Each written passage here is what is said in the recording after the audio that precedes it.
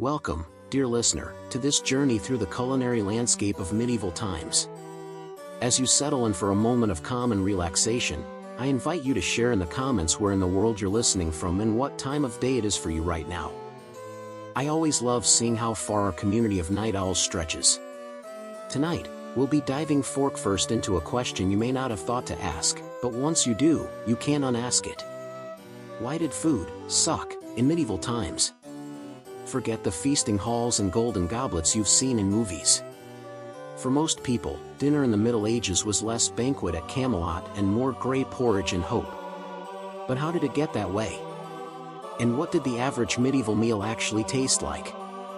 So sit back, maybe grab a snack, something preferably not from the 14th century, and let's begin.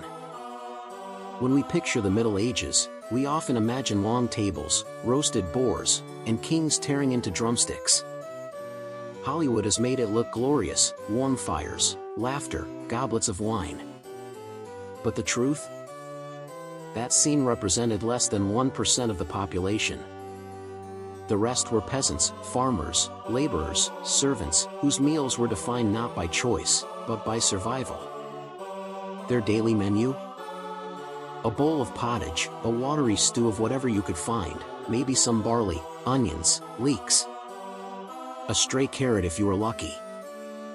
Meat was rare, salt was precious, and spices were a luxury imported at prices that could rival gold. For most medieval Europeans, dinner was grey. Literally grey. Grain mush in the morning, vegetable mush at night, and stale bread in between. So why was food so terrible? To understand that, we have to look at what limited every medieval cook: preservation, technology, and climate. Let's start with the biggest obstacle: keeping food edible. There were no refrigerators, no airtight containers, and no understanding of bacteria. People knew food went bad, but not why. So they fought spoilage with the only weapons they had: salt, smoke, and vinegar.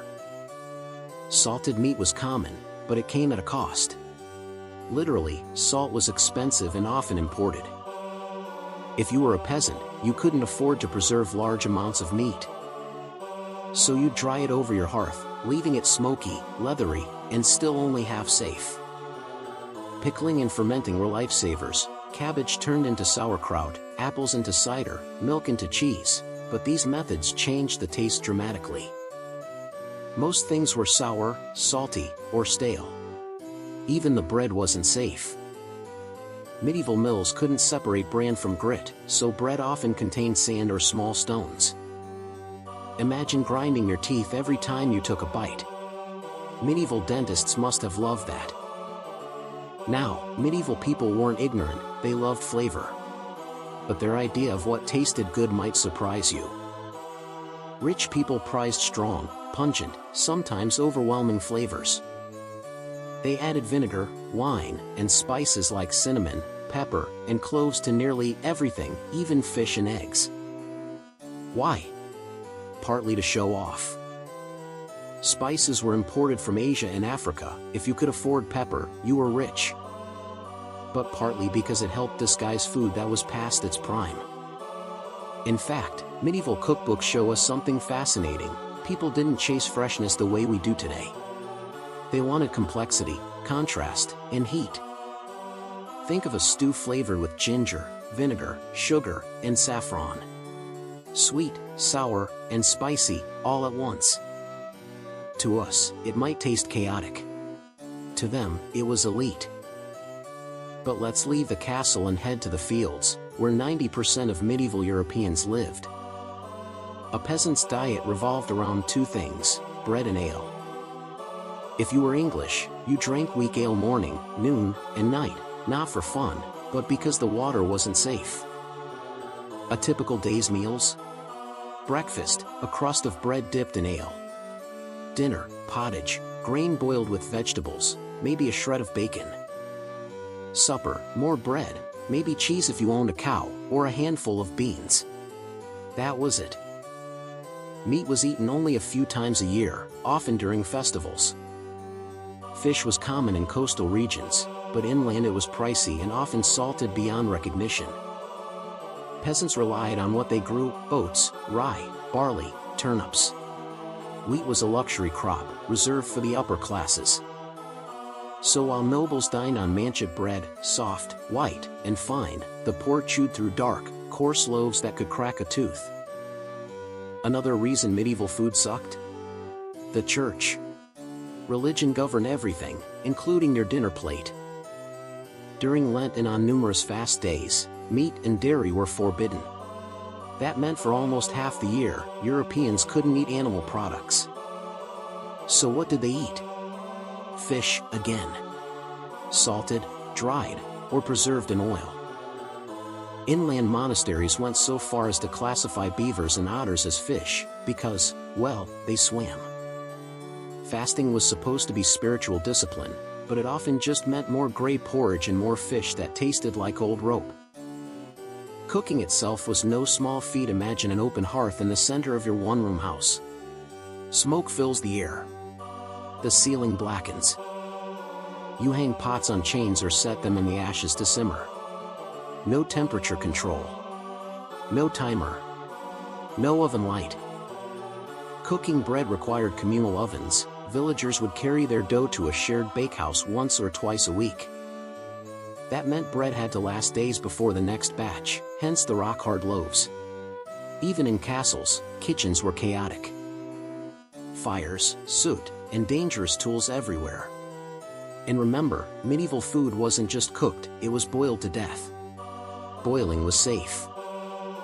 Frying or roasting was rare and risky, especially with wood smoke and inconsistent heat. So yes, food sucked. But at least it was sterile, most of the time. To be fair, not everything was terrible. Medieval Europe had moments of culinary brilliance. Honey was the main sweetener and often used in rich sauces or desserts. Fresh herbs, parsley, sage, thyme, grew in kitchen gardens and gave life to otherwise dull stews. In southern Europe, olive oil and citrus made dishes lighter. And in cities like Venice and Paris, trade brought new ingredients: almonds, raisins, and exotic spices.